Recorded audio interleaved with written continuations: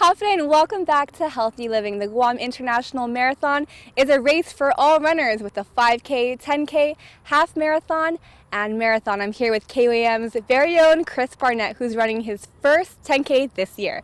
So Chris, what made you decide to run the 10K for GIM? Well, this is my first NEK. I've never really done an organized race before, and I kind of thought about doing the 5K, but I just wanted to challenge myself and going through this training plan. And KUM's just full of runners, and we came up with like an 8-week training plan, which is something at first it kind of freaked me out, but I'm about, I guess, 2 weeks in or so, and I'm kind of surprising myself. I feel like it's a good pace. I started the first week with mile runs, and then it escalates up to 2-mile runs, and then up to 3-mile runs, and it just keeps increasing. But when I was talking with you about the 8-week training plan, what I thought was interesting is that at like the last couple weeks, you actually taper off the length of your runs. Can you kind of explain that to me? Because I thought like going into the 10K, you want to run like as long as you can right before the race. All right, that's actually a really good question. A lot of people don't know this, especially if they're first-time runners, and they don't know that it's the same actually for 5Ks, for 10Ks, but especially for half marathons and full marathons when you're running the really long distances. The reason why it's so important to taper off the last week before your race is because it gives your body a chance to recover, and people get the itch. They're like, oh, I want to run as far as I can before the race, but when it comes race day, they don't perform as well as people who take that time to take a break and just relax the week. So you don't have to not do anything at all, but it's good to cut your runs down so you're just doing very minimal exercises. So explain it to me, like the 7th, 8th weeks of training. If I'm doing the 10K, I did the math, that's like 6.2 miles. How many miles do I want to run on those run days the last couple weeks before the 10K?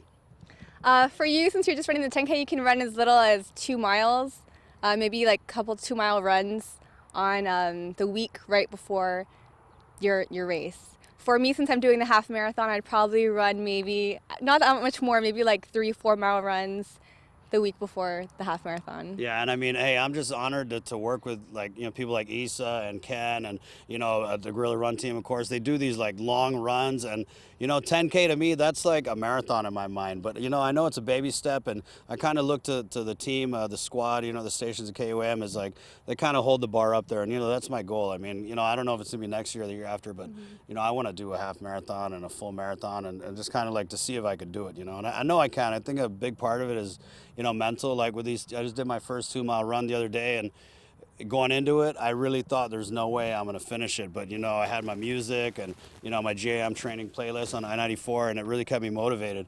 But another question I had for you was, I'm kind of old school, and I thought that like training for running, you just run. But you were telling me that there's other things you could do with like cross training that could actually make your run a lot easier. Can you tell me something about that? Yeah, so that's another good question. A lot of people don't know this starting off. I definitely didn't know this for my first couple half marathons, but it's really key to cross train. So with Chris's training plan, it's an 8-week plan. He has 3 running days per week, and which slowly increases over time. So it's doable, it's just getting started. And then 2 days a week are for cross training. And so that's building your muscles. Like when you're running, you use a lot of core. People don't know this. You use a lot of upper body strength also, and it's a lot of stability. So it really pays off if you do exercises throughout the week, not necessarily running, but that target those muscle groups, because it'll really improve the ease of your running and your speed. We talked about this, and I did a little research, and so with the cross training, it could be something as simple as like a minute of sit-ups, a minute of jumping jacks, a minute of planking, a minute of burpees. And you're telling me like just that those little sets can really help like make the run easier, because I mean it kind of makes sense, make the body stronger, the run becomes easier. Definitely. You think about that, you're doing 5 sets of different body strengthening exercises. So for example, you said burpees, planks, sit-ups, things like that. If you do 2 sets of that, that's only 10 minutes. Yeah. And you take a minute in between. So it's not that difficult. It's really just consistency. And so I know that this is one of the areas where you actually run after work. Yeah, okay, like I did my first 2-mile run here the other day at 12 noon, which is a big mistake. I don't recommend running, at lunchtime because it's so hot.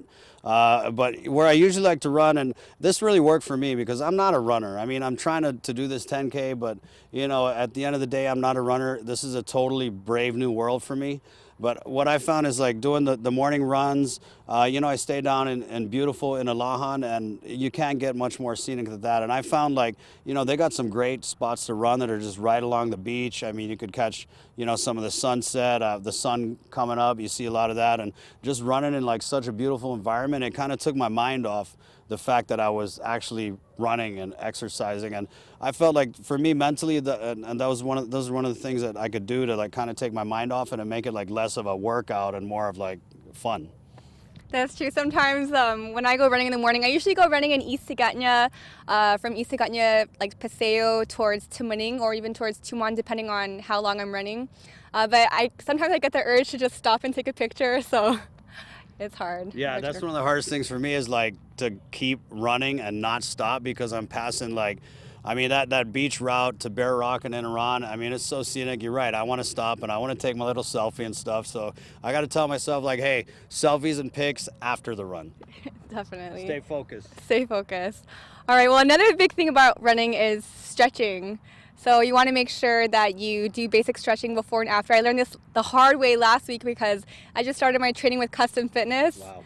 And I took my first CrossFit training class last Wednesday, and I was so sore Friday morning. So if you want to reduce muscle pain before running, it's good to stretch. Yeah, and that's because like what I researched, I mean, I'm not speaking from experience, is that you have a lot of like lactic acid built up, and it hardens your muscles and it makes you sore. So that's one thing that I haven't been doing. I mean, when I do my run, I just kind of just go for it, and then I try and walk off for, you know, 20, 30 minutes after the run. But stretching is one thing I haven't been doing. And I don't know if you have time, maybe you could just show me a couple simple stretches that, you know, I can apply to my GIM training.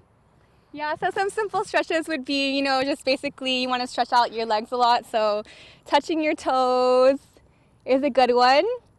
Another good one is stretching your legs like this. Okay. It actually takes a lot of balance. Another good one is to stretch your calves. You can just put your leg up. You can put it against the wall or just up in the air. And then you want to stretch past your toes if you can. And you should feel the stretch right over here. Feel that. Feel the burn. All right. Well, thanks so much, Chris. Yeah. Those are just a few basic stretches. We're going to catch up with you later in your training. Hopefully, we know you can do it. So we look forward to seeing you at the race. Don't forget, there's still time to register online at www.guaminternationalmarathon.com. Stay tuned. Healthy Living continues after the break.